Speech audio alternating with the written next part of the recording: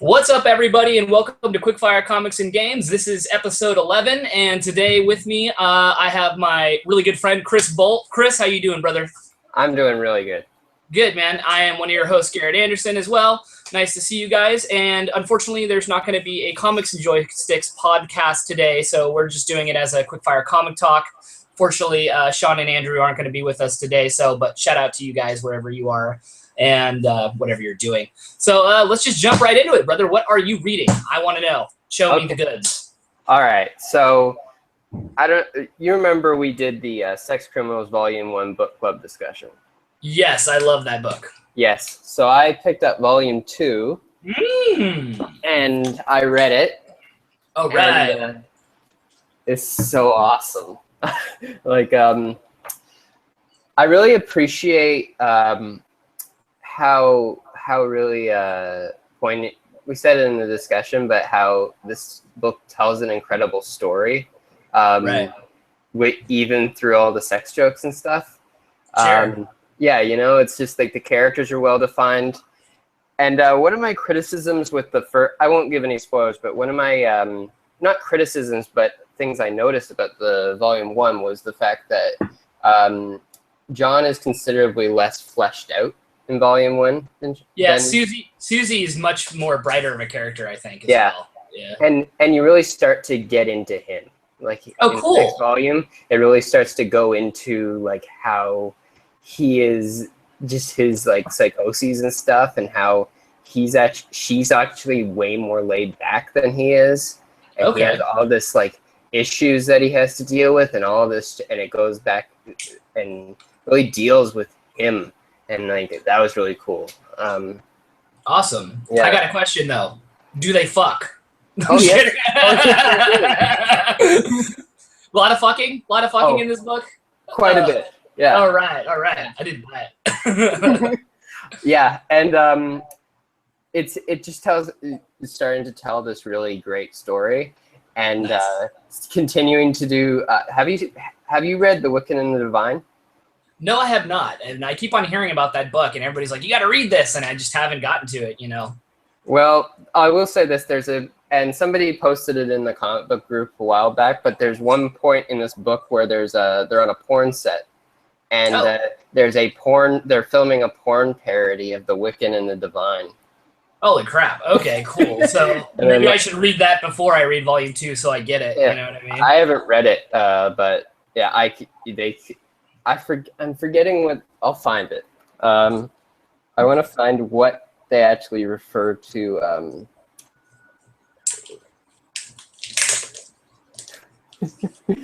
All right. Oh no, you're looking for pages. You have that look and grin on your face.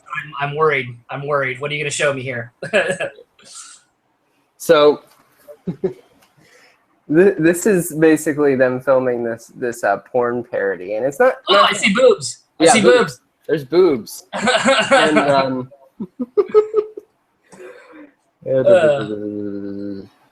yeah, but it's great. I love just how present like both Matt Fraction and Chip Zdarsky are in this book. Like they'll just sort of come in with their little things about like, oh, we similar to the thing in Volume 1 where they're just saying, oh, we couldn't do this because of copyright infringement and stuff. Oh, with the Queen song, you mean? Yeah, it's really good. Awesome. Let me take these off. Yeah, no worries. Oh.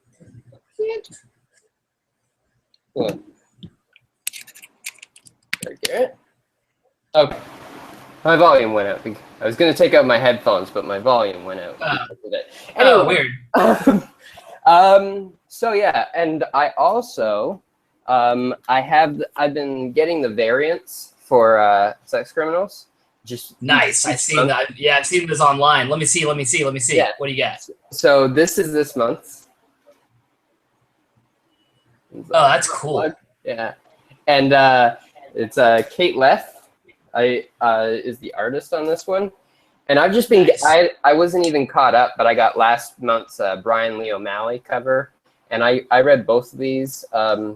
and today, and they're so good. Just because I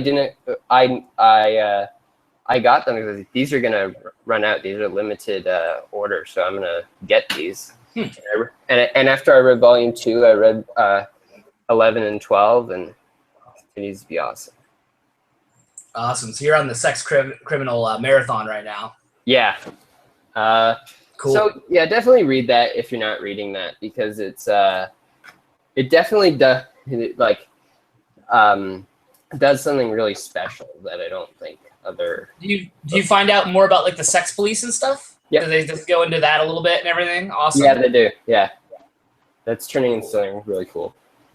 And I also read Lumberjanes issue 18. I have no idea what that is. Tell me about that. So Lumberjanes was something that so last month I read issue 17, and it was sort of my entry point into this. And there's so many people in the group and just people in general saying how awesome it was. It's won an Eisner Award for like penciling, I think. Cool. And it has a really bright sort of aesthetic, and it takes place in this camp.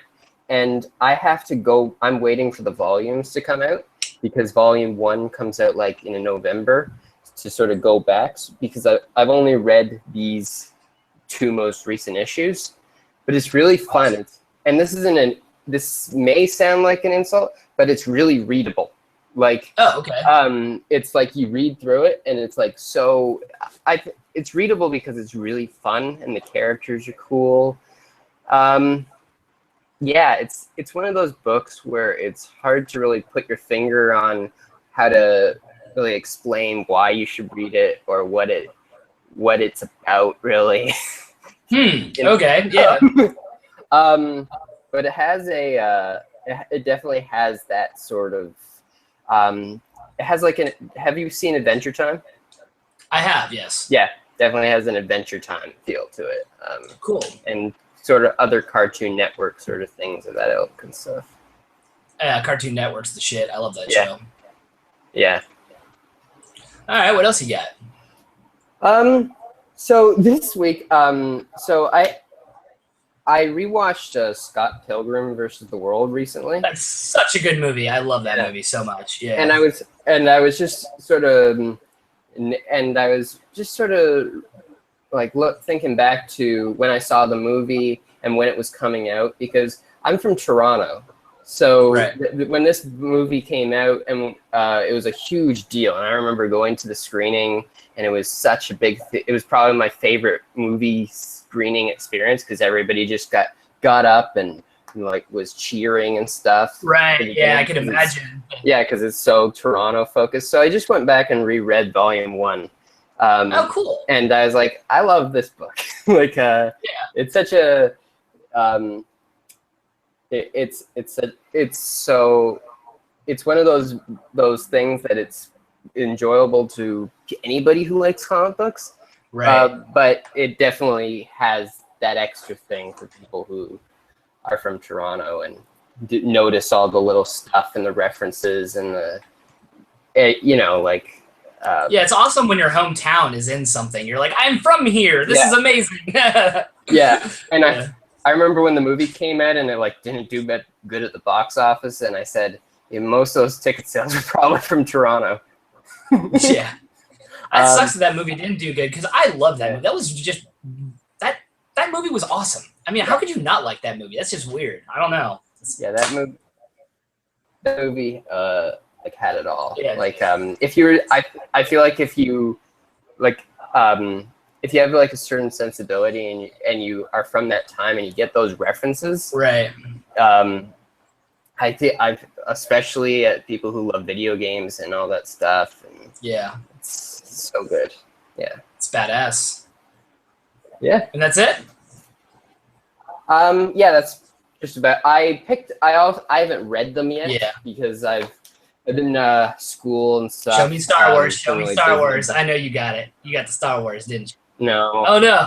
I think I'm the only one who. I picked up Captain America White. Oh, cool. Yeah, I heard that. I've seen that cover floating around lately too. That's an interesting one, because it's apparently been in been waiting to be released for like 10 years or something like that. Yeah, What? I saw. It's So we did the book club for Batman Long Halloween, and Jeff Loeb is writing that, and it's part of his sort of colored series. So we did like Spider-Man Blue, then Captain America White, I think it was Daredevil Red, and that stuff. So this is. I've heard good things. I've heard nothing but good things about all that. So yeah. And I also picked up Rick Remender's Tokyo Ghost. Ooh, did you listen to that interview that I posted the other day I still have to. It's so good. It's so good. And he talks about his whole history and how he thinks that guy is a fucking genius. I mean, it would be weird, but like I want to like go inside of his brain and just like kick it there for like long periods of time and then like leave to go get food and then come back. Yeah.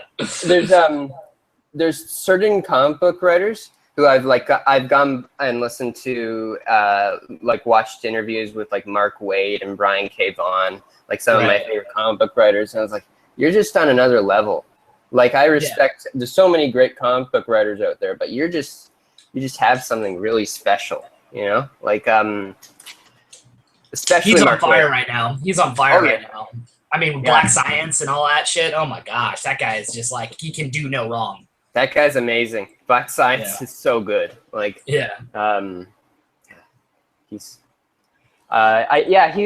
he's been writing Hail Hydra for Secret Wars. Oh yeah, that's a good one. He talked about that a little bit in the interview. Yeah, but his Image Comics stuff is like amazing. Well, I don't know about you. I read a bunch of old stuff. Well, I do know about you because you already told me. So I'm going to give you the bad first. I'm going to start with the shit, and then we'll escalate to the good. Okay, so since I've spoken to you last, I decided to dive into a character named Ripclaw. So Ripclaw was a member of Cyberforce, and I really liked the Cyberforce series. They were very X-Men-ish. Right? Yeah. These guys who have abilities, they're on a team. They're so incredibly 90s, ass-kicking dudes. So, but you never really find out too much about the Ripclaw character. And so this is kind of like his origin story, if you will. And unfortunately, this guy's hella boring. So his name is Robert Bearclaw. Okay, and he is a college professor. He's a Native American, and he teaches like a humanities class. And when the city of New York needs him, they just kind of call him up, and he comes and saves the day. And he calls upon these spirits to like unleash these massive claws of like death. But the story was stupid. Like there's like a succubus living in the sewers of New York who's like a vampire, but she's not, and she's trying to like accumulate this army to take over New York for just no reason at all. She just wants to take over New York, and the story was just fucking bullshit. It just, oh god, it was so bad. But anyway, I read both issues, 1 and 2, and then I said, nope, no more. I'm not going to do that. I usually give like a comic series like 2 issues, you know, because sometimes you can't base it off one because they're so short. But I will give the credits due. The writer is David Wohl. The co-plot is Brian Haberlin, and the penciler is Anthony Wynn, and the inks is Jason Gorder. But do not read this, guys. It sucks. Okay. And then I read something that I was pleasantly surprised about, and I'd heard about this guy forever, but I never actually read it, and that's Resurrection Man. This book, dude, this book is good. This is published by DC. It was printed, first of all, in May in 1997.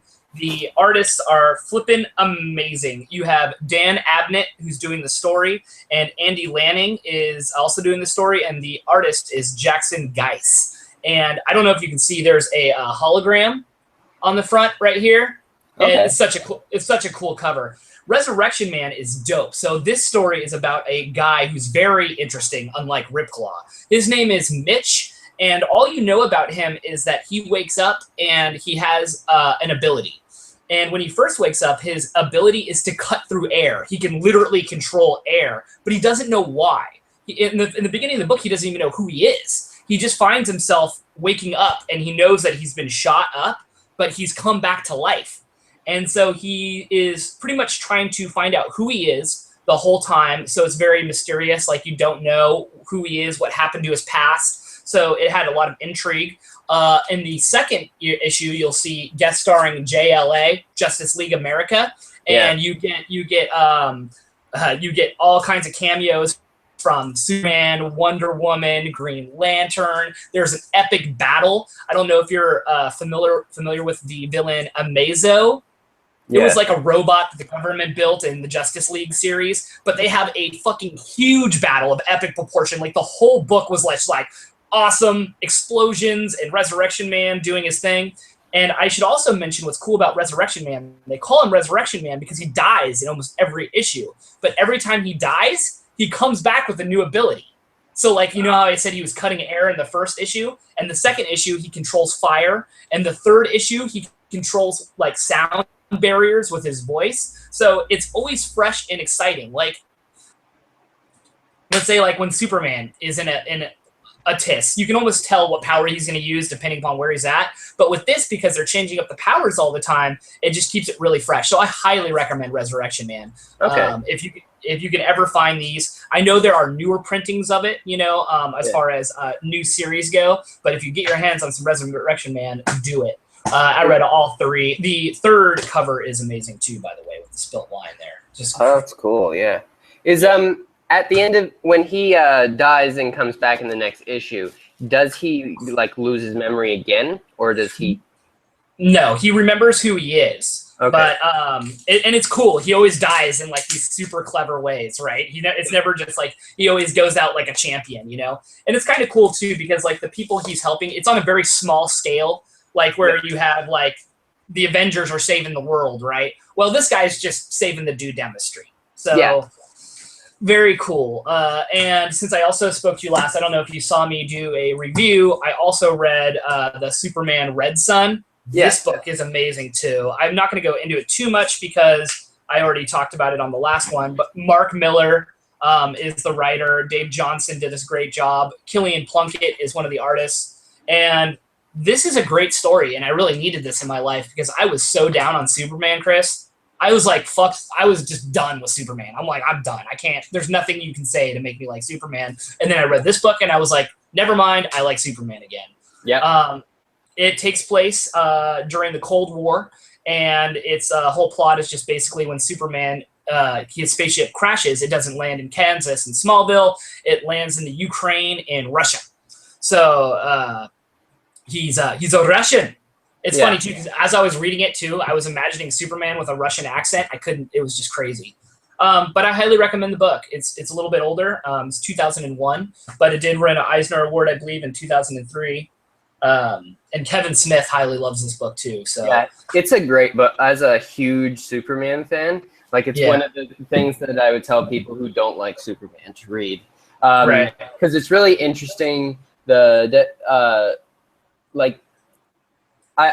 I'm pretty sure there's some a lot of people are followers of Kind of Funny and Greg Miller. And Greg Miller will always say there are a lot of bad Superman stories. That is very true. There are. But when you find a good Superman book, it's great. Oh, yeah. Like something like this that really turns things on its head. The great things about the problem with Superman is that when people get the Superman books that aren't good, they don't get what Superman is supposed to be about. He's supposed to people always get hung up on the fact that Superman sucks because he can't. He's invulnerable. The only thing, it always ends up at kryptonite again. But my thing that I always loved about Superman is the fact that he can. His true weakness is the people around him. Yeah, so absolutely. And he's going to do whatever he can to protect them, and that's what he's supposed to be. He's supposed to be this beacon of hope, and he's like that guy. And he's an image. He is very much an image. Yeah, and I loved how this book totally just completely takes something like that and just like gives it a new spin. That's not like the Clark and working at the Daily Planet and then with Lois and all that. The usual Superman story. Cool. Yeah. So on comic books, do you have anything coming up that you're excited for? Like, what are you planning on reading when you get a chance? What am I thinking about? Well, we got the new launch of all the new Marvel stuff soon. The all new, all different. Yeah, I'm looking forward to just the regular Marvel comics coming up. That will sort of be the Marvel comics that are going to be around for a while. Secret Wars was awesome. It was way better than I expected it ever to be. There are a lot of bad comic book events. Yeah. Convergence site here wasn't awesome. But yeah, that was really good. Invincible Iron Man looks great. We got the new multiple Spider-Mans. Iron Man. Oh, yeah.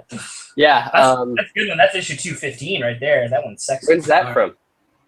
Oh, this is Marvel 25th anniversary, 1986. Yeah. Yeah. Okay.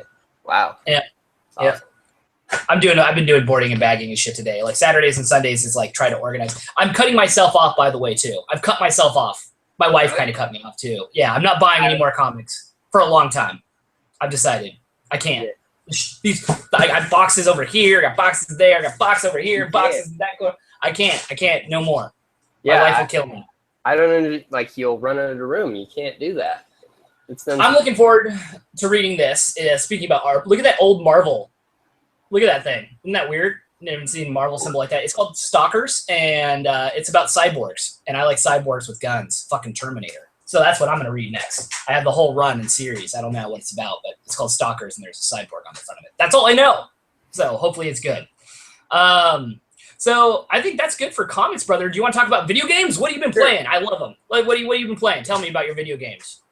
Well, I think, all right, so short, I'll keep it short. I haven't been playing a lot of video games. Yeah, that's all right.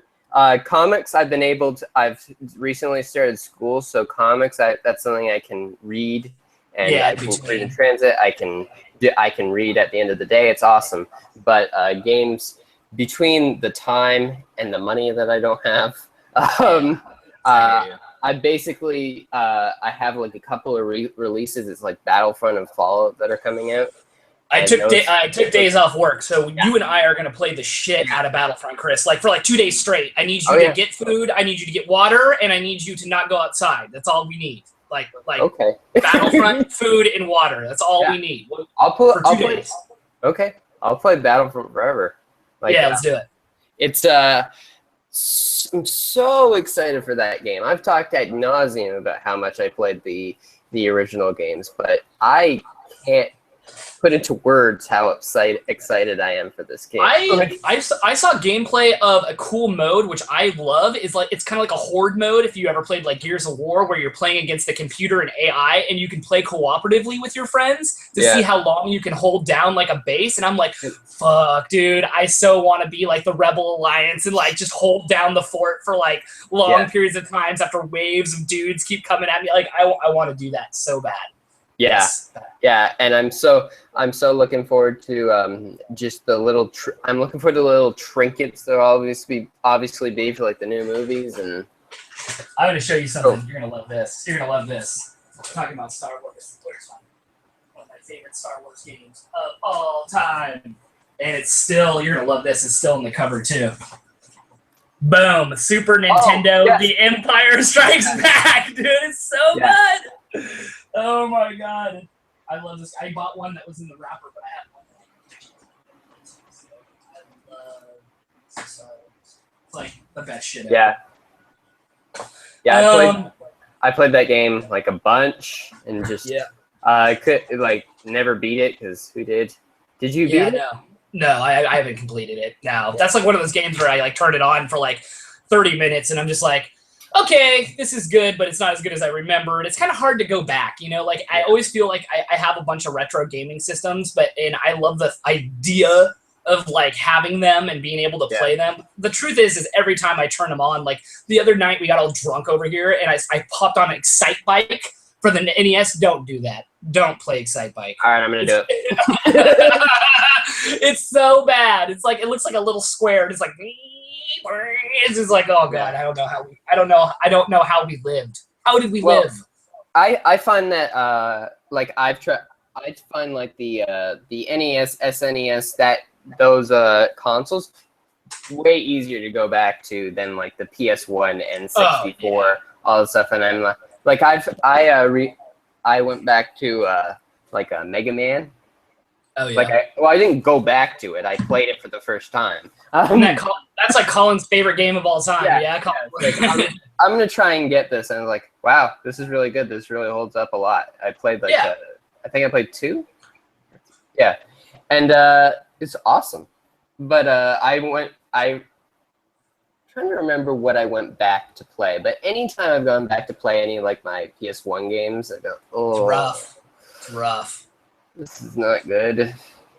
Well, I have been playing the shit out of Mad Max, and I got to talk about this game, okay? So this game has gotten kind of like a little bit of bad rap about being repetitive, but I kind of want to talk about that, though, because, like, for me, I kind of like it. Like, I don't mind having lots of stuff to do, and most of the stuff that makes it repetitive is pretty optional. Yeah. It's not like you have to do it, but this game is a cross between Batman, because the combat in it is, like, straight ripped from Batman, and I am 100% okay with that, because the combat in it is so much fun. The hand-to-hand pairing and the way you can just basically smash people's skulls in with your kneecap, I mean, it's crazy.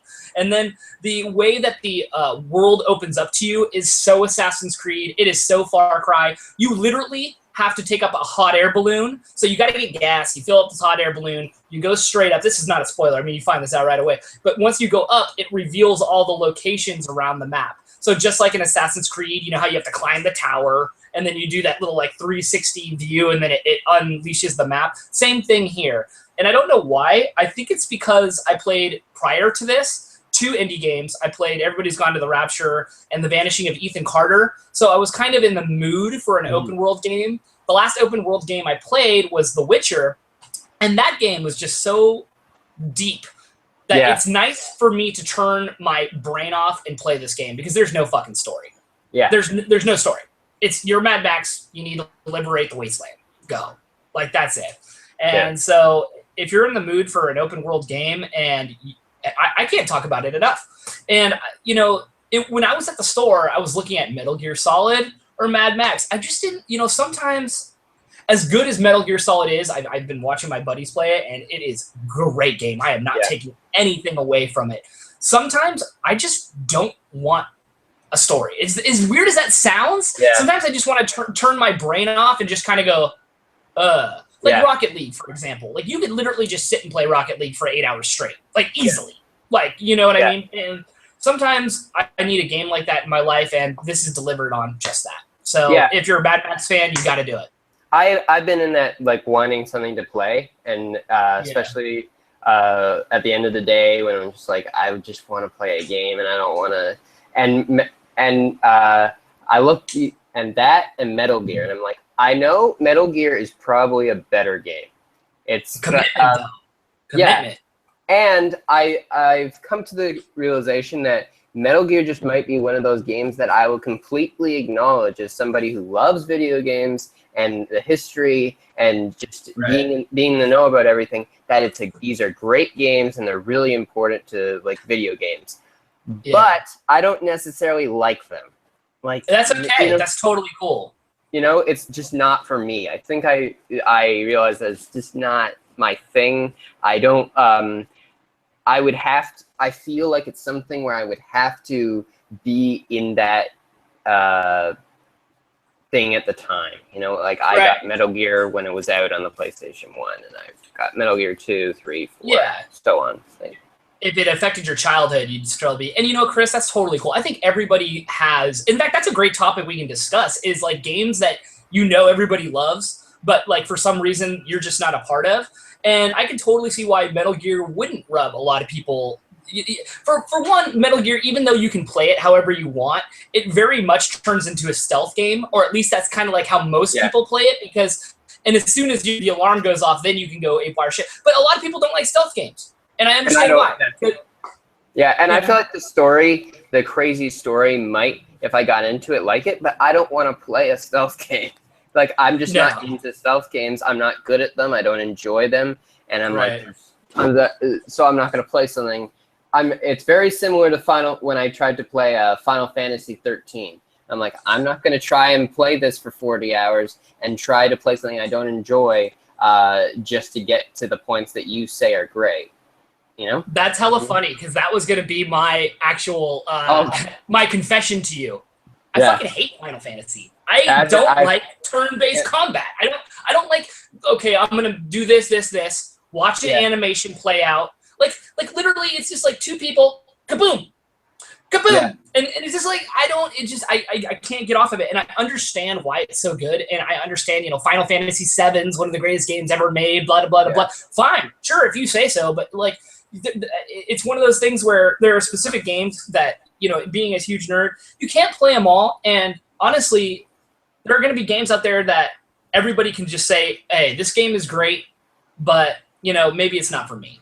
Yeah. And I think that, and also, like, for me too, like sports games, for example, I do not touch them. I think they're beautiful looking. I think FIFA's amazing. I think, like, Madden, I can respect it, but I just have no desire to even touch a sports game. I don't know. Yeah, me too. I like casually enjoy basketball. That's about it. But I don't want to. For me, the way I look at it is like, I want to do the things in video games I couldn't do or see in real life. Bingo. I'm not saying I can be as good as these people playing on the court in these games, but I want to, like, I'm never going to be able to go to an abandoned military base and, like, blow shit up. or I'm never going to be commander of a spaceship in real life. And that's the type of things I want to do in video games, Absolutely. So. Well, I have another confession too. I really don't like Mario Brothers. I never did. Is that crazy? I even growing up, I was like, who the fuck is this Italian plumber in overalls? Like, I get it. Like, I mean, I get it.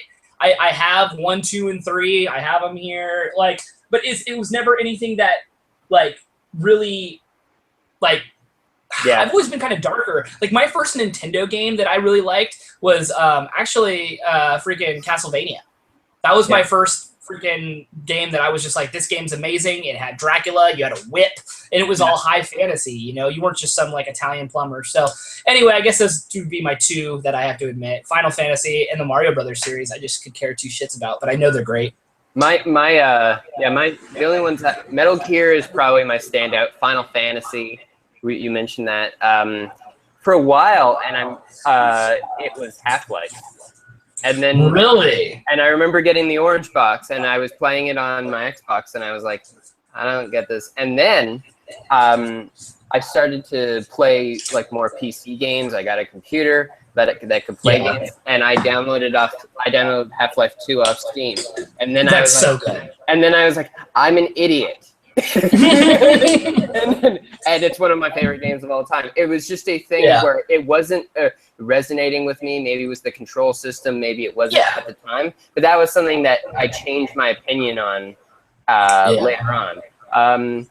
And sport. Yeah, same thing with sports games. I feel like stories. I don't grab onto games with very convoluted stories.